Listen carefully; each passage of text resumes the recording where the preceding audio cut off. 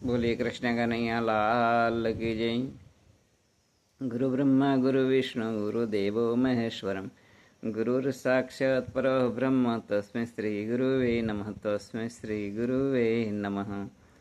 આજના શુભ દિને તમામ શ્રોતાજનોને મારા હૃદયભાવપૂર્વક જય શ્રી કૃષ્ણ. પ્રવેશ એ જો કોઈ પણ વ્યક્તિની અંદર ભગવાનનો થાય તો એ ભક્ત કહેવાય.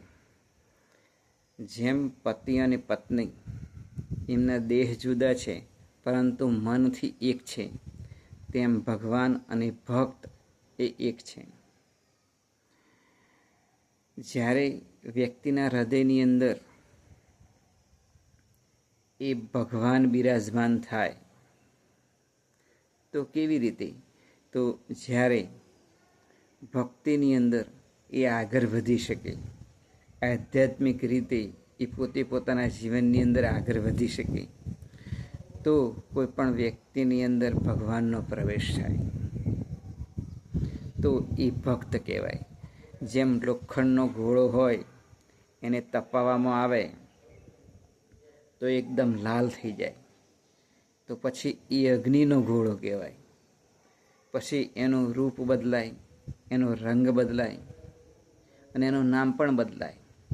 આમ આવી રીતે જો ભગવાનનો પ્રવેશ થાય તો ભક્તની અંદર એ સદ્ગુણોના વિચારો આવતા થાય અને એ પોતે પોતાના જીવનની અંદર આગળ વધી શકે.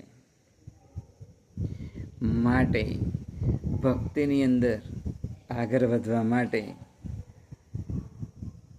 સારા સારા ધર્મગ્રંથોનું વાંચન કરવું, મંદિરે દર્શન કરવા જવું, સંતોની કથા વાર્તા સાંભળવી. આમ જ્યારે વ્યક્તિ એ પોતે પોતાના જીવનની અંદર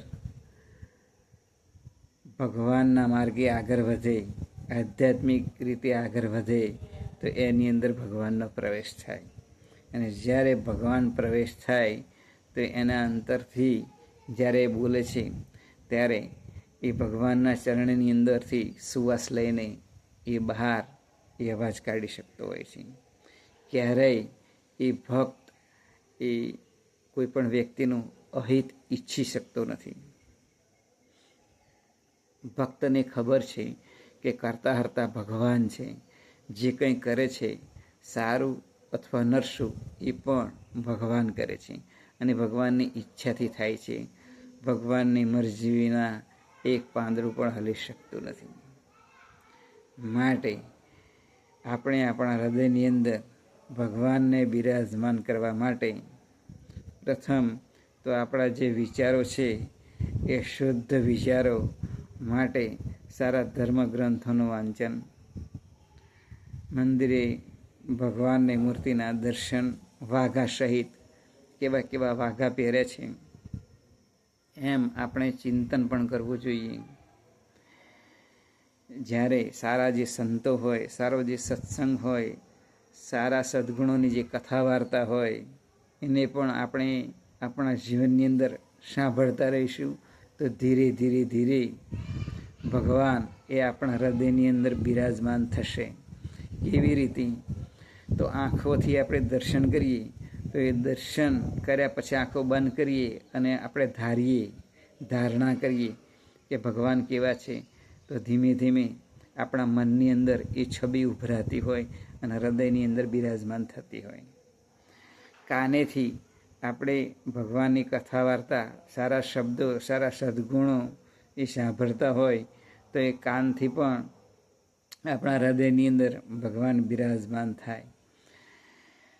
સારી કથા વાર્તા મુખ થકી આપણે કરીએ તો આપણી જે વાણી છે એ પવિત્ર થતી હોય છે. અને ભગવાનનો પ્રસાદ આરોગીએ તો ભગવાનના પ્રસાદ થકી પણ ભગવાન આપણા હૃદયની અંદર, રગે રગની અંદર, આપણા બ્લડની અંદર એ આવતા હોય છે અને શુદ્ધતા એ લાવતા હોય છે.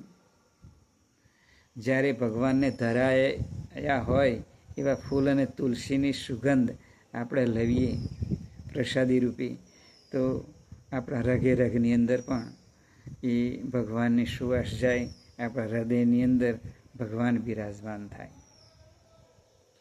ભગવાનનો આપણે ચરણ સ્પર્શ કરીએ મૂર્તિનો, તો એ ચરણ સ્પર્શ દ્વારા પણ આપણી જે ત્વચા છે એના દ્વારા પણ આપણા શરીરની અંદર, આપણા હૃદયની અંદર ભગવાન બિરાજમાન થાય.